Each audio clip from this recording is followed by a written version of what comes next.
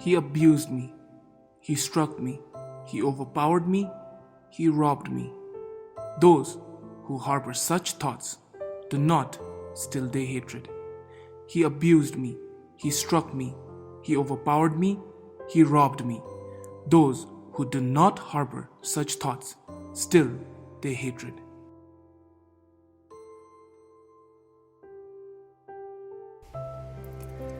Verses on uncontrolled hatred leads to harm and overcoming anger. The story of Monk Tissa. While residing at the Jetavana monastery in Savatthi, the Buddha uttered these verses with reference to Monk Tissa. Tissa, son of the Buddha's maternal aunt, was at one time staying with the Buddha. He had become a monk only in his old age, but he posed as a senior monk and was very pleased when visiting monks asked his permission to do some service for him. On the other hand, he failed to perform the duties expected of junior monks. Besides, he often quarreled with the younger monks. Should anyone rebuke him on account of his behavior, he would go complaining to the Buddha, weeping, very much dissatisfied and very upset. Once, the teacher asked him, "Tissa, why have you come to me, so sad and sorrowful, with tears in your eyes, weeping?" The other monks had discussed among themselves, "If he goes alone, he may cause trouble." So they too went along with him, paid obeisance to the teacher, and sat down respectfully on one side. Tissa answered the teacher's question. "Venerable, these monks are abusing me."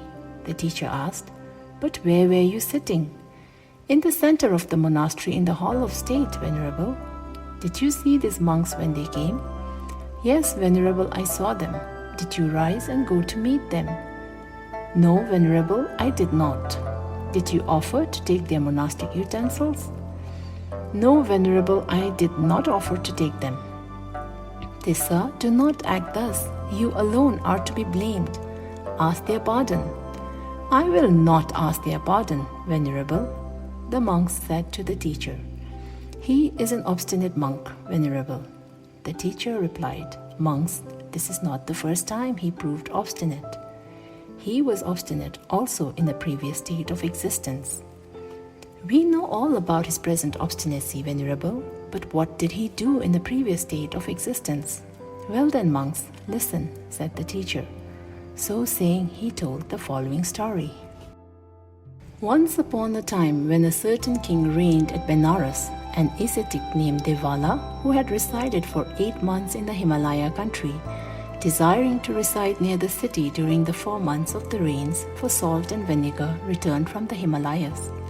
Seeing 2 boys at the gate of the city, he asked them, "Where do monks who come to this city spend the night?" "In the potter's hall, Venerable." So Devala went to the potter's hall, stopped at the door and said, "If it is agreeable to you, Bhagava, I would like to spend 1 night in your hall." The potter turned over the hall to him, saying, "I have no work going on in the hall at night, and the hall is a large one. Spend the night here as you please, Venerable."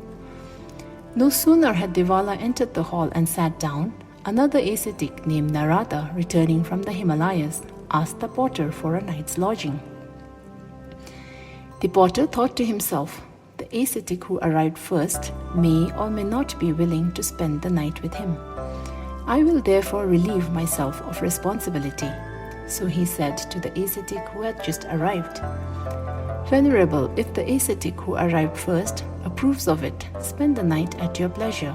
So Narada approached Devala and said, "Teacher, if it is agreeable to you, I would like to spend 1 night here."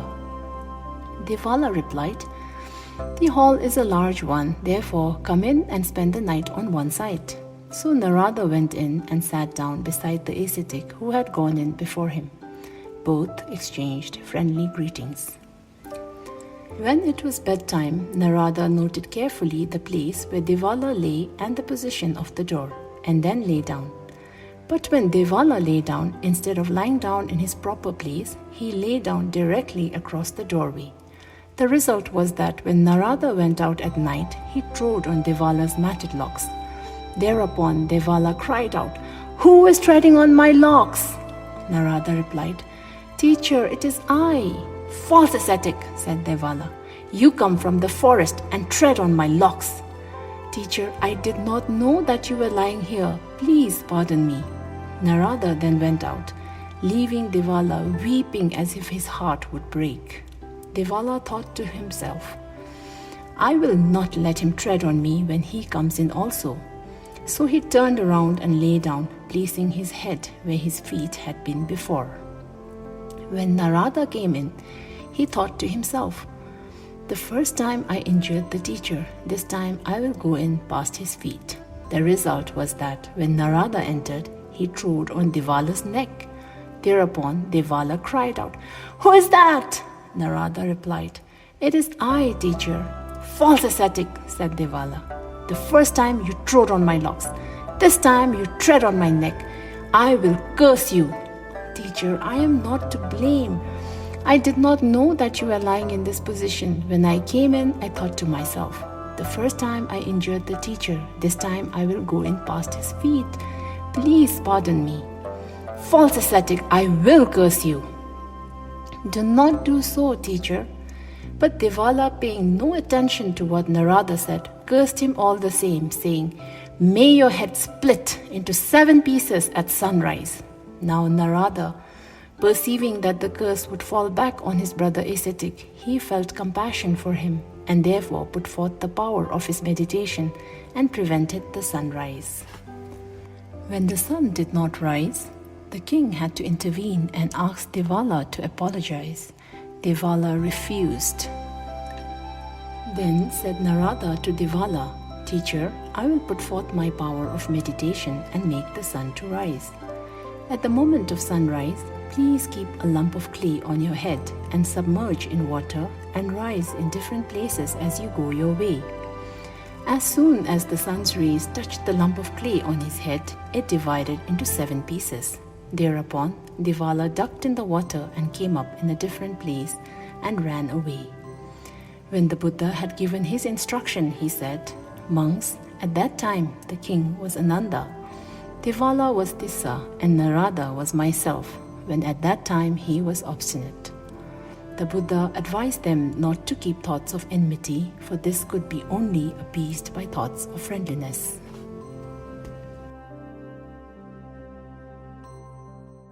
This teaching of Buddha Shakyamuni highlights that when we hold a grudge or feeling of resentment over an incident, we continue to bear the pain and suffer for a long time even after the incident has ended.